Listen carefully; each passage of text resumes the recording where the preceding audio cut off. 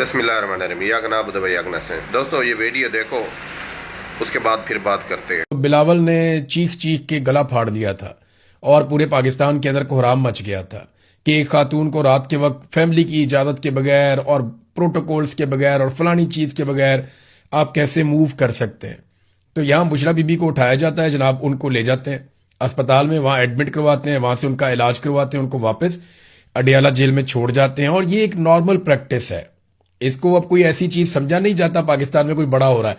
आसिम मुनीर साहब ने ना पाकिस्तान में बहुत सारी चीजें नॉर्मलाइज कर दी हैं जो पहले हमें लगता था कि ये नहीं होंगी। और देखें आहिस्ता आहिस्ता पाकिस्तान उस तरफ जा रहा है जिस तरफ शुमाली कोरिया जा चुका है।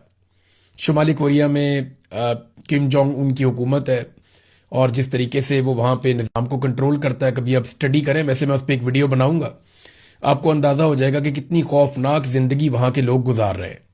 तो पाकिस्तान आहिस्ता आहिस्ता शुमाली कोरिया वाली साइड पे या उसी तरह के तर्ज अमल में पाकिस्तान की जो मौजूदा रजीम है वो उस तरफ पाकिस्तान को लेकर जा रहा है। और हम ये होता हुआ अपनी आंखों के सामने देख रहे हैं, जैसे इन्होंने अदालतों को कंट्रोल किया, बाकी सारी चीज़ों को किया।